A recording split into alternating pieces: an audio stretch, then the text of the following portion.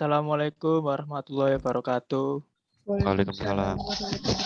Nama saya Rahmat Nugraha, mau menjelaskan atau mempresentasikan jurnal yang berjudul Penerapan Prediksi Produksi Padi Menggunakan ANN Algoritma Backpropagation. Untuk jurnal ini kata kuncinya yaitu prediksi produksi padi, ANN, backpropagation, hidden layer, dan akurasi. ANN atau jaringan saraf tiruan merupakan suatu sistem pemrosesan informasi dengan suatu karakteristik menyerupai sistem saraf pada manusia yang dapat memecahkan masalah SVM dan KNN dengan melakukan training data yang besar. Dan ANN memiliki kemauan untuk mentoleransi kesalahan sehingga dapat menghasilkan prediksi yang baik. Selain itu, metode ini juga dapat digunakan untuk memodelkan hubungan yang kompleks antara input dan output dalam menemukan pola-pola pada data. Namun masalahnya ANN memiliki kelemahan yang sulit untuk mengetahui berapa banyak neuron dan lapisan yang diperlukan dan mengalami perlambatan saat learning. Lalu selanjutnya yaitu metode. Metode yang pertama pengumpulan data. Data yang dikumpulkan merupakan data produksi padi selama 5 tahun yang berasal dari 19 kota atau kabupaten di Sumatera Barat. Data yang dikumpulkan untuk masing-masing kota adalah 1. Data target luas tanam padi, 2. Data target luas panen padi dan data target produktivitas padi dan juga data target produksi padi per ton. Yang kedua yaitu pre-processing data. Pada tahap ini target luas tanam padi, target luas panen padi, dan target produktivitas padi dari tahun 2013 sampai 2017 dan target padi dari tahun 2013 ke 2018 tersebut dikelompokkan menjadi 2 jenis data yaitu latih dan data uji sebagai data input. Lalu yang ketiga proses prediksi produksi padi. Pada rancangan prediksi produksi padi menggunakan ANN backpropagation dimulai dengan melakukan penginputan data uji dan data latih. Data uji dan data latih dapat dikatakan sebagai variabel input dan data target. Variabel input terdiri dari data target luas tanam padi, target luas panen padi, dan target produktivitas padi pada 2013 sampai 2017. Lalu yang keempat ada pengujian akurasi dan error. Pengujian akurasi dan error ini menggunakan cara MAPE atau Mean Average Percentage Error. Untuk rumusnya bisa dilihat seperti ini ya, untuk menghitung rata-rata menggunakan MAPE atau akurasi menggunakan MAPE. Lalu selanjutnya ada hasil pengumpulan data. Yang pertama, hasil dari pengumpulan data berupa data target luas tanam padi, target luas panen, dan target produktivitas dari 2013 sampai 2017, serta target produksi padi dari 2013 sampai 2018. Pada tabel berikut akan menunjukkan data yang digunakan. Jadi ini adalah data target produksi awal 2013. Lalu selanjutnya yaitu pre-processing.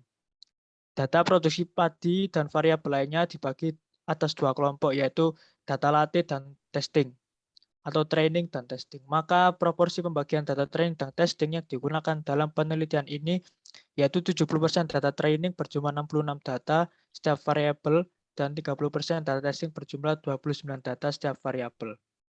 Untuk rumusnya sendiri dapat kita lihat seperti ini. Data tersebut dimasukkan ke dalam Microsoft Excel. Data dikelompokkan berdasarkan data input dan data target. Lalu dilakukan proses normalisasi. Setelah itu data siap untuk diinput pada MATLAB. Pada tabel 3 berikut ini akan menunjukkan hasil data setelah melakukan proses normalisasi pada tahun 2013. Untuk implementasi sendiri diterapkan pada GUI MATLAB agar mempermudah user dalam pengoperasian model yang telah dibangun. Lalu ini adalah tabel dari data yang sudah dinormalisasi tadi. Selanjutnya yaitu proses prediksi. 3.1 Perancangan arsitektur model ANN. Rincian rancangan model prediksi produksi padi seperti yang ditunjukkan pada tabel 4. Dari tabel 4 dapat digambarkan arsitekturnya seperti ini ya. Lalu arsitektur ANN yang dirancang menggunakan 3 neuron pada input layer yaitu target luas tanam padi, target luas panen, dan target produktivitas padi. Hidden layer terdiri dari 3 neuron diperoleh dari proses trial and error. Bobot yang digunakan adalah rentang 0,05 sampai dengan 0,08. Output layer berupa prediksi produksi padi dengan satu neuron. Lalu selanjutnya ada aplikasi pengujian prediksi. Ini adalah antarmuka hasil dari aplikasinya, seperti ini halaman prediksi tadi. Lalu selanjutnya ada pengujian aplikasi. Setelah sistem selesai dibangun, maka dilakukan pengujian untuk menghitung akurasi dan nilai error pada produksi padi menggunakan jaringan saraf tiruan backpropagation. Lalu ini adalah tabel pengujian fungsional sistem ya. Hasilnya seperti ini tabelnya. Dari tabel 5 berdasarkan pengujian input dan output, berdasarkan setiap komponen, yaitu halaman beranda, halaman prediksi, dan halaman petunjuk, dapat dikatakan bahwa fungsionalitas sistem berhasil. Hasil pengujian parameter prediksi produksi padi menggunakan jaringan saraf tiruan backpropagation seperti ditunjukkan pada tabel 6. Ini berikut data tabelnya. Lalu berdasarkan hasil pengujian sistem pada rancangan model yang telah ditentukan, maka diperoleh parameter nilai MAP terkecil dan akurasi terbesar, yaitu epoch 200, momentum 0,5, dan learning rate sebesar 0,5. Nilai MAP-nya sendiri yaitu 11,86% dan nilai akurasi atau keakuratan sebesar 88,14%. Lalu selanjutnya ada post processing data. Untuk post processing data terdapat rumus lagi seperti ini. Setelah seluruh proses prediksi dilakukan pada MATLAB, data hasil prediksi disalin, dipindahkan, dan diolah pada Microsoft Excel. Dan diperoleh model yang menghasilkan akurasi dan tingkat kesalahan yang optimal. Hasil denormalisasi sekaligus hasil prediksi pada padi di kabupaten atau kota di Provinsi Sumatera Barat untuk 2018 ditunjukkan pada tabel berikut. Lalu dari perbandingan target aktual produksi dengan prediksi target produksi diperoleh tingkat akurasi hasil prediksi tersebut. Presentasi keakuratan prediksi produksi padi yang dihasilkan aplikasi dengan produksi padi aktual dapat ditunjukkan pada tabel berikut. Ini adalah presentasi akurasi prediksi produksi padi. Lalu selanjutnya ada pembahasan, ada perancangan arsitektur ANN, implementasi pengujian, dan juga prediksi produksi padi. Berdasarkan hasil pengujian, terdapat nilai MAP terkecil dan akurasi terbesar, yaitu epoch sebesar 200, momentum sebesar 0,5, dan learning rate sebesar 0,5. Nilai MAP yang didapatkan yaitu 11,86% dan nilai akurasi 88,14%. Dengan akurasi tertinggi mencapai 98,89%. Hasil ini sangat baik dengan perolehan akurasi yang tinggi. Lalu terakhir ada kesimpulan. Rancangan arsitektur ANN sudah berhasil dibuat dan diterapkan untuk prediksi produksi padi di Sumatera Barat. Rancangan ANN yang digunakan multilayer pada aplikasi sudah berhasil diujikan dengan memperoleh hasil prediksi produksi padi untuk periode berikutnya. Dari implementasi sistem yang dirancang diperoleh hasil prediksi dengan akurasi mencapai 88,14%, yang dirasa itu sangat tinggi. Saya kira itu dulu presentasi dari saya. Kalau ada pertanyaan silakan ditanyakan.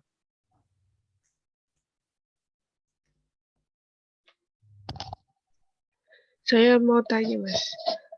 Untuk Ya, tadi kan silakan. ada MAPE. Lah, apa sih itu MAPE?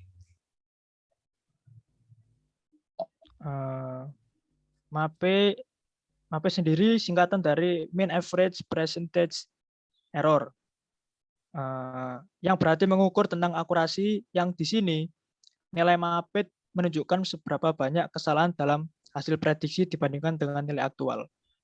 MAPE dihitung menggunakan kesalahan mutlak dalam setiap periode tersebut. Semakin kecil nilai MAPE-nya, maka semakin baik kinerja prediksinya. Seperti itu. Terima kasih, Mas, penjelasannya. Ya, sama-sama. Baik, saya mau bertanya, Mas. Ya. Kenapa perlu dilakukannya normalisasi tadi, Mas? Normalisasi data ini ya.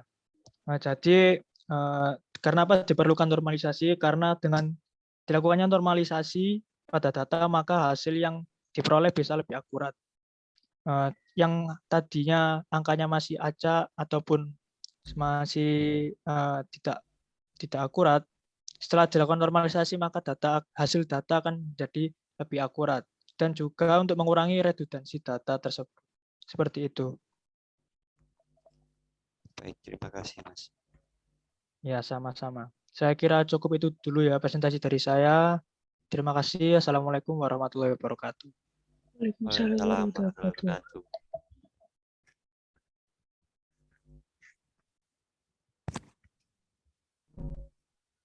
Baik, selanjutnya saya mau presentasi, izin share screen. Hmm.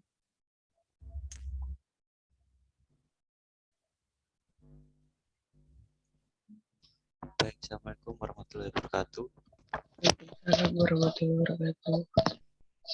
Ini saya akan presentasikan review jurnal yang berjudul Penyelesaian Traveling Salesman Problem menggunakan algoritma genetika.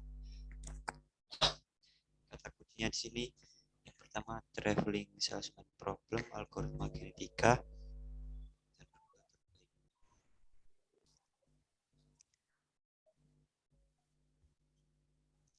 Pertama, pendahuluan atau permasalahannya, yaitu salah satu contoh pencarian rute tercepat yaitu pemilihan rute yang dipilih sopir pengirim barang untuk sampai pada tujuan dengan tepat waktu.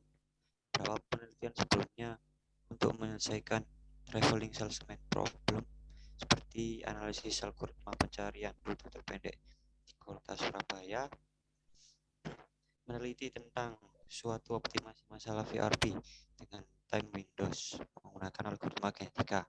Pada penelitian ini digunakan algoritma genetika dengan harapan akan memperoleh optimasi rute perjalanan, yaitu kondisi di mana terjadi kombinasi terbaik untuk jalur yang akan dilalui dan waktu perjalanan yang tepat, serta semua pelanggan dapat terlayani.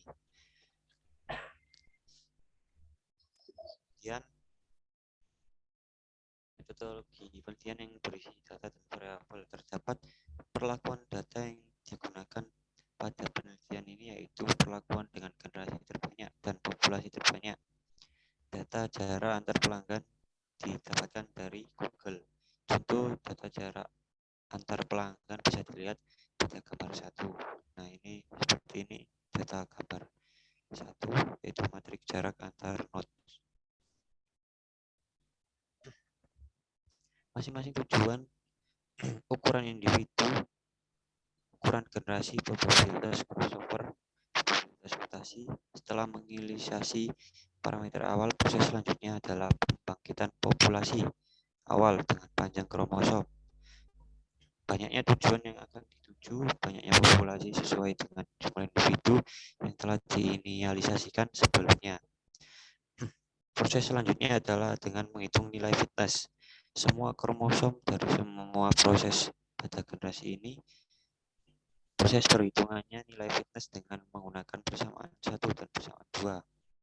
Setelah semua kromosom dihitung, nilai fitnessnya dilanjutkan dengan menyeleksi kromosom untuk diproses pada generasi selanjutnya dan menyimpan kromosom dengan nilai fitness terbaik. Hasil akhir dari algoritma genetika adalah menampilkan kromosom yang memiliki nilai fitness tertinggi dari semua generasi. Jadi ini flowchart programnya dan kemudian pembahasan dan hasil. Dilakukan pencarian ukuran generasi yang optimal. Setiap ukuran generasi dilakukan 6 kali percobaan dengan ukuran populasi yaitu 50 populasi. Ukuran generasi adalah kelipatan 500 mulai dari 500 sampai 3000 generasi dan kombinasi probabilitas crossover dan mutasinya adalah 0,2. Pada gambar 3 bisa dilihat bahwa ukuran generasi berpengaruh terhadap hasil proses algoritma genetika. Nilai terendah terdapat pada generasi 500, yaitu ukuran generasi terendah pada percobaan ini dikarenakan algoritma genetika belum memproses secara optimal karena kurangnya generasi. Dikarenakan ukuran generasi 2000 sampai 3000 generasi, nilai fitness yang dihasilkan tidak berbeda jauh dan cenderung membentuk garis lurus. Ini grafik rata-rata nilai fitness setiap generasi dataset. Selanjutnya dilakukan pencarian ukuran populasi yang optimal. Setiap ukuran populasi dilakukan 7 kali percobaan. Ukuran populasinya adalah 60 sampai 200 populasi dengan kelipatan 40 populasi. Ukuran generasinya adalah 1500 generasi dan kombinasi probabilitas crossover dan mutasinya adalah 0,3. Bisa dilihat hasil uji cobanya pada gambar 5 dan pada gambar 4 bisa dilihat kenaikan signifikan rata-rata nilai fitness untuk 20 kali percobaan pada dataset mulai dari ukuran populasi 60 sampai dengan 140 populasi. Namun untuk ukuran populasi 140 sampai 200 populasi sudah terjadi perubahan yang cukup signifikan dan pada grafik cenderung membentuk garis lurus. 140 populasi merupakan ukuran populasi yang optimal untuk masalah TSP pada dataset. Semakin tinggi ukuran populasi maka berpengaruh pada rata-rata nilai fitness yang didapatkan. Namun semakin tinggi ukuran populasi juga berpengaruh pada waktu pemrosesan algoritma genetika dan akan semakin lama sehingga menentukan beberapa ukuran populasi optimal sangat diperlukan. Perbedaan nilai probabilitas crossover dan mutasi berpengaruh pada nilai fitness yang dihasilkan. Semakin besar nilai probabilitas crossover dan probabilitas mutasi, maka peluang individu yang mengalami proses crossover dan mutasi akan semakin besar dan akan semakin banyak individu baru yang dihasilkan. Seperti ini hasil terbaik dari TSP-nya.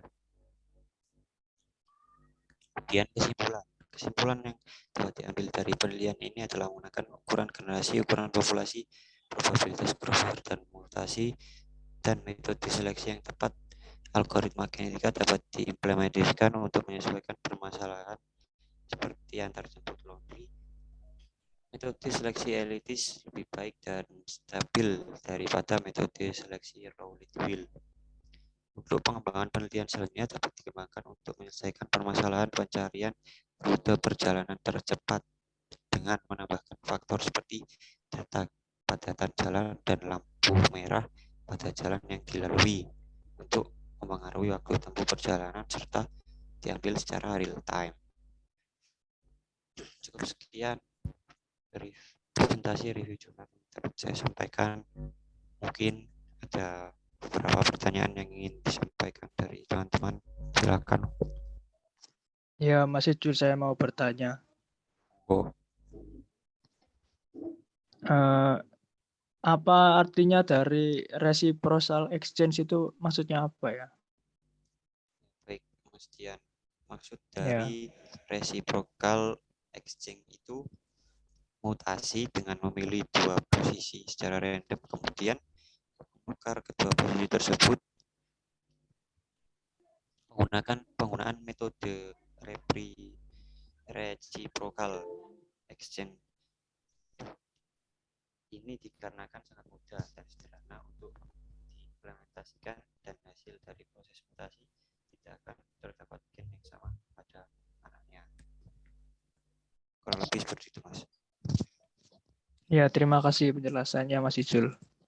Siap. Saya mau Selanjutnya. bertanya, Mas. Silakan. Nah, bagaimana cara untuk pemilihan kromosom yang terbaik yang digunakan pada penelitian ini? Pada penelitian ini, pemilihan kromosom terbaik dilakukan dengan cara membandingkan nilai fitness terbaik pada setiap generasi. Proses seleksi melibatkan seluruh kromosom dari generasi awal dan kromosom hasil proses crossover dan mutasi. Hasil akhir dari algoritma genetika adalah menampilkan kromosom yang memiliki nilai fitness tertinggi dari semua generasi. Kurang lebih seperti itu. Terima kasih, Mas. Sudah cukup sekian presentasi dari review jurnal saya. Kurang lebihnya mohon maaf. Assalamualaikum warahmatullahi wabarakatuh. Waalaikumsalam warahmatullahi Waalaikumsalam wabarakatuh. warahmatullahi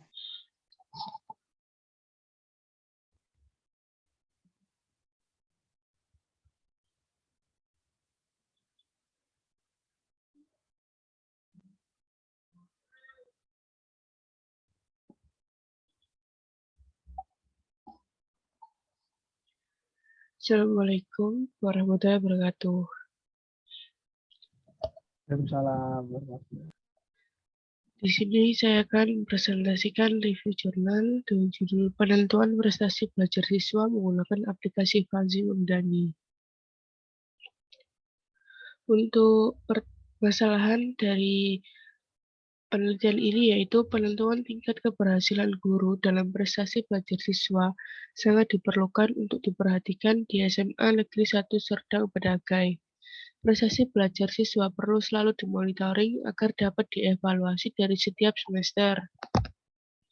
Lalu untuk data ini menggunakan data kuantitatif, yaitu data yang dikumpulkan meliputi data kuesioner, gaya belajar siswa, dan data nilai siswa. Untuk variabelnya sendiri, menggunakan 3 masukan variabel yaitu gaya belajar visual, gaya belajar auditorial, dan gaya belajar kinestetik, dan hasil output atau keluarannya adalah hasil prestasi belajarnya. Lalu untuk penyelesaiannya, pada penelitian ini digunakan metode Fuzzy Memdani untuk penyelesaiannya. Untuk metode penelitiannya yang digunakan yaitu yang pertama, melakukan pengumpulan data sekunder yang dibutuhkan dalam melakukan perhitungan dan analisis masalah. Yang kedua, membentuk himpunan fuzzy. Pada metode Memdani, baik variabel input dan output dibagi menjadi satu atau lebih himpunan fuzzy. Yang ketiga, aplikasi fungsi implikasi pada metode Memdani. Fungsi implikasi yang digunakan untuk tiap-tiap aturan adalah fungsi lain. Yang keempat, penegasan difusi. Proses penegasan difusifikasi dengan metode Centroid dan menggunakan bantuan software MATLAB versi 6.1 dengan menggunakan fasilitas yang disediakan pada toolbox fuzzy. Yang terakhir, dengan menarik kesimpulan dari hasil pengolahan data processing. Untuk kesimpulannya, komposisi aturannya ini kekurangannya yaitu pada kombinasi variabel sebanyak 27 aturan ini tidak dijelaskan secara detail. Lalu untuk hasil pada penelitian ini yaitu sistem fuzzy program MATLAB Toolbook dengan menginput nilai yang diperoleh prestasi belajar dengan gaya belajar visual adalah 60, gaya belajar audio 50, gaya belajar kinestetis adalah 70.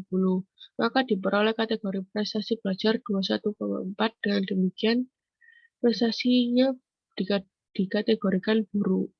Kesimpulannya, yang pertama yaitu Fuzzy Interface System dengan metode Memdani dapat digunakan untuk pemberian keputusan dalam penentuan prestasi belajar siswa di SMA Negeri 1 Serdang Bedagai. Yang kedua, berdasarkan nilai GBV, GBA, GBK, didapatkan hasil pengujian sebesar 21,4% dengan prestasi belajar buruk. Nah, itu mungkin penjelasan ini. Apa kiranya ada yang ditanyakan, silakan. Baik, saya mau bertanya, Pak. Silakan, Mas. Di sini algoritma fuzzy memiliki 3 metode kan ya, yaitu Tsukamoto, Sugeno, dan Memdani. Apa kelebihan dari logika fuzzy Memdani sehingga dijadikan salah satu metode dalam penentuan prestasi belajar siswa pada penelitian ini? Terima kasih. Ya, saya jawab terlebih dahulu ya. Ini menggunakan logika fuzzy Memdani karena logika ini merupakan salah satu metode yang sangat fleksibel dan memiliki toleransi pada data yang ada. Memdani memiliki kelebihan yakni lebih intuitif diterima oleh banyak pihak. Penggunaan fuzzy Memdani ini sama halnya dengan penggunaan metode peramalan pada bidang statistik. Penentuan analisis berdasarkan pendekatan fuzzy lebih efisien dalam pendekatan menggunakan angka dibanding dengan metode peramalan. Peramalan dalam statistik dapat menghasilkan galat error lebih besar dari pendekatan fuzzy. Dengan menggunakan metode fuzzy, ini nanti hasilnya akan menghasilkan output yang lebih dekat dengan keadaan yang sebenarnya. Seperti itu. Baik, terima kasih penjelasannya, Pak. Sama-sama. Ada Ya, lagi? saya mau bertanya, Mbak ya. Ya, silakan, Mas. Bagaimana cara mendapatkan output pada metode Mamdani ini ya? Terima kasih. Cara mendapatkan output pada metode Mamdani ini itu ada 4 tahapan, yaitu yang pertama, pembentukan himpunan fuzzy. Pada metode Mamdani, baik variabel input maupun variabel output dibagi menjadi satu atau lebih himpunan fuzzy.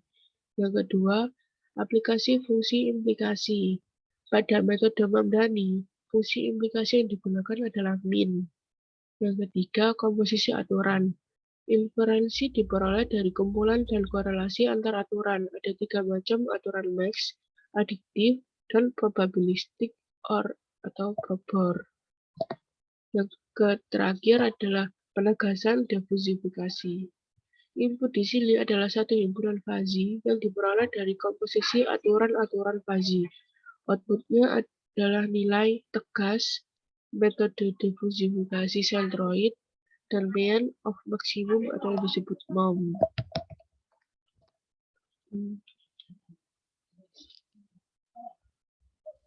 Ya, terima kasih penjelasannya, Mbak. Ya, sama-sama. Saya kira cukup untuk review saya. Terima kasih. Kurang lebihnya mohon maaf. Wassalamualaikum warahmatullahi wabarakatuh. Waalaikumsalam warahmatullahi wabarakatuh. Waalaikumsalam warahmatullahi wabarakatuh.